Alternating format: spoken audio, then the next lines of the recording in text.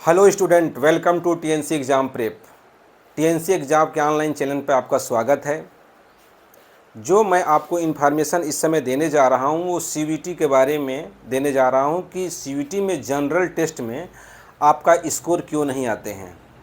2024 का जब आपको एग्ज़ाम देना है तो 2023 में उनके क्या पैटर्न रहे हैं और 2022 में उसका क्या पैटर्न एनटीए ने पूछा जनरल टेस्ट में, और कौन सा पोर्शन को हम ज़्यादा वेटेज दें और किस पोर्शन को कम वेटेज दें, और कौन ऐसा ज़्यादा पोर्शन पढ़ने पर हमारा मेन वेटेज वाला सेक्शन जो है कमज़ोर हो जाता है, उसको बताने के लिए आप ध्यान से मेरी बातों को सुनिए और ध्यान से बातों को सुनिए और उसके बाद देखेंगे कि 2024 के जो एग्ज़ाम देने जाएंगे उसमें आपकी सीवीटी के जनरल टेस्ट में जो क्वेश्चन 60 आते हैं, जो 50 करना होता है, 10 क्वेश्चन आपको लीव करने होते हैं, छोड़ने होते हैं, वो कौन सा सेक्शन पढ़ें कि आपका 50 क्वेश्चन विद इन टाइम के अंदर सॉल्व हो जाए। तो आइए देखते हैं इस बोर्ड पर सीवीटी 2024 के जनरल टेस्ट के लिए यह 3 सेक्शनों में होता है।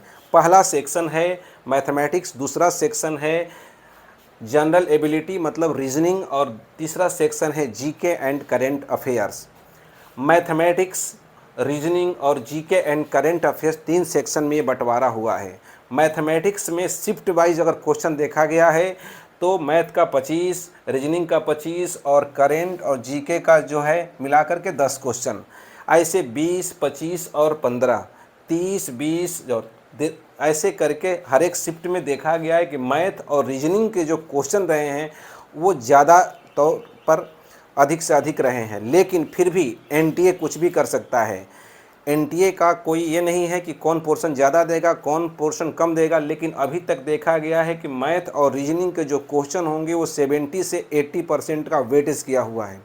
आइए देखते हैं अब हमारा ज़्यादा प्रॉब्लम किस में होता है। तो मैथमेटिक्स में ज़्यादा प्रॉब्लम होती है, तो मैथ के जितने इनके सिलेबस है अच्छे तरह से पढ़ें और स्पेशल मैथ के मॉक पेपर जो है लगाएं। और हमारा चैनल इसकी सीरीज मैथमेटिक्स पर जनरल टेस्ट पे आ रही है, उसको कंटिन्यू उस पर बने रहिए। ऐसे ही रीजनिंग के हर एक टॉपिक को अच्छे से एक बार पढ़ें और इसके बाद रीजनिंग के मॉक पेपर को लगाइए।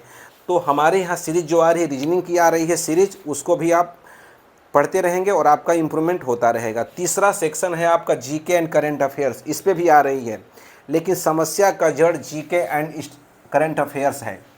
इसमें क्या करते हैं कि जीके और करेंट अफेयर्स इतना हैवी पढ़ लेते हैं कि ये जो है सीवीटी के एग्जामिनेशन में आता नहीं है।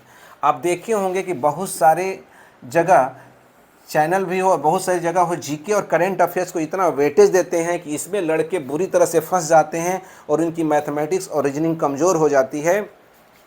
और इस पर जो है देखा गया स्कोर जो है 5 से 20 क्वेश्चन मैक्सिमम आए हुए हैं। 5 क्वेश्चन किसी में, 10 क्वेश्चन किसी में, 15 क्वेश्चन किसी में, तो 2-2 क्वेश्चन तक आए हैं शिफ्ट वाइज में।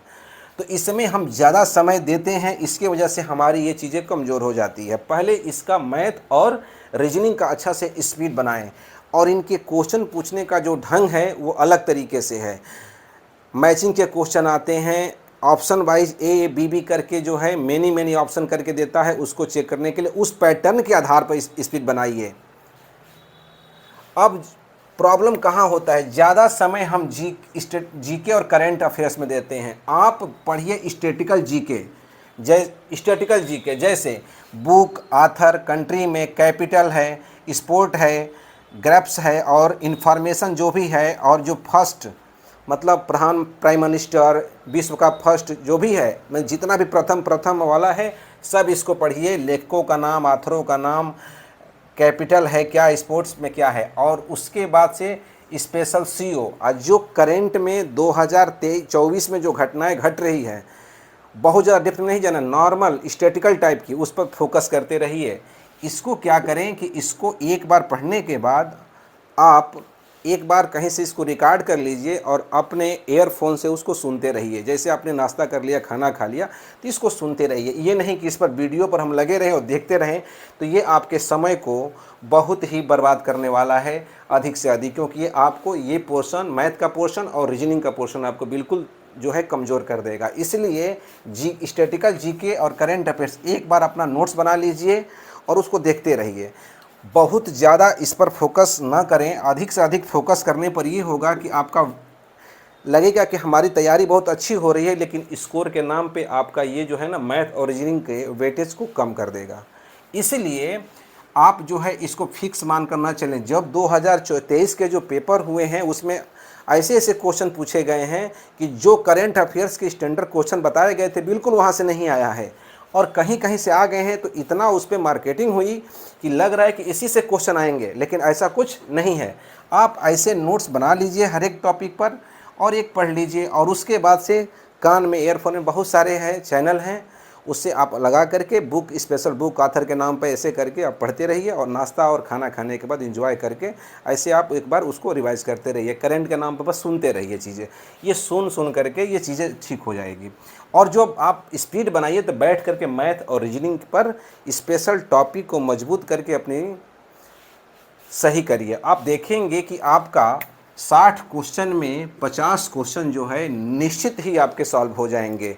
और बहुत सारे गुमराही से बचिए, और विगत वर्ष के पेपर को प्रीवियस वाइज पेपर आपने एनालिसिस करके मैं देने जाऊंगा सीरीज़ को, उसको आप ध्यानपूर्वक देते जाइएगा। और कमेंट बॉक्स में लिखिए कि और आपको क्या ज़रूरत है, और बस अब टीएनसी एग्ज़ाम प्रेप चैनल पर आपको मैं सुविधाएं देते जाऊंगा।